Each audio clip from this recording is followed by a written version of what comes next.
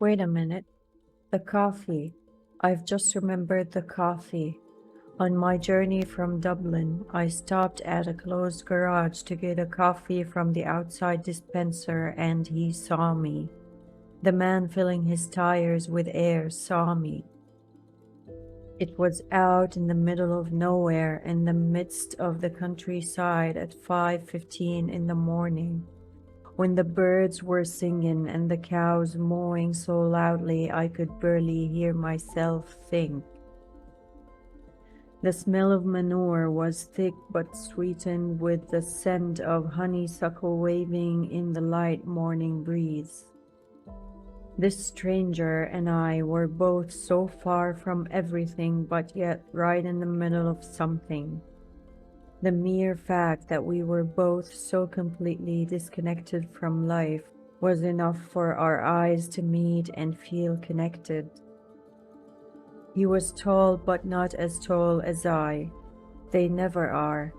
5'11" with round face, red cheeks, strawberry blonde hair and bright blue eyes I felt I'd seen before, which looked tired at the early hour.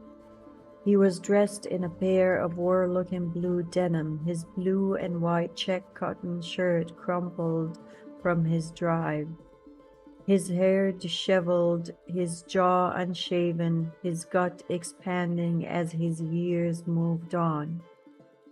I guessed he was in his mid to late 30s, although he looked older, with stress lines along his brows and laughter lines.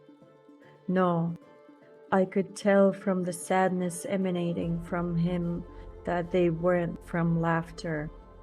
A few gray hairs had crept into the side of his temples, fresh on his young head, every strand the result of a harsh lesson learned. Despite the extra weight, he looked strong, muscular. He was someone who did a lot of physical work, my assumption backed up by the heavy work boots he wore. His hands were large, weather-beaten but strong. I could see the veins on his forearms protruding as he moved. His sleeves rolled up messily to below his elbows as he lifted the air pump from its stand. But he wasn't going to work, not dressed like that, not in that shirt. For him, this was his good wear. I studied him as I made my way back to my car. "Excuse me, you dropped something," he called out. I stopped in my tracks and looked behind me. There on the tarmac sat my watch, the silver glistening under the sun.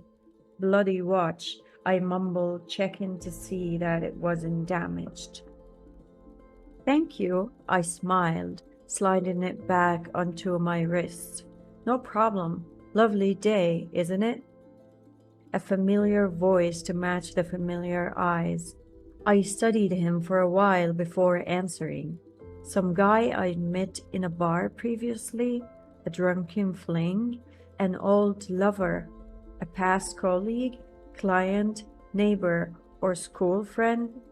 I went through the regular checklist in my mind. There was no further recognition on either side. If he wasn't a previous fling, I was thinking I'd like to make him one. "Gorgeous," I returned the smile.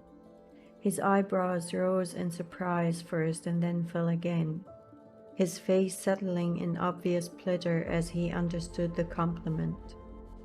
But as much as I would have loved to stay and perhaps arrange a date for some time in the future, I had a meeting with Jack Ruddle, the nice man I had promised to help, the man I was driving from Dublin to Limerick to see. Oh, please, handsome man from the garage that day, please remember me, wonder about me, look for me, find me. Yes, I know, another irony. Me, wanting a man to call? My parents would be so proud.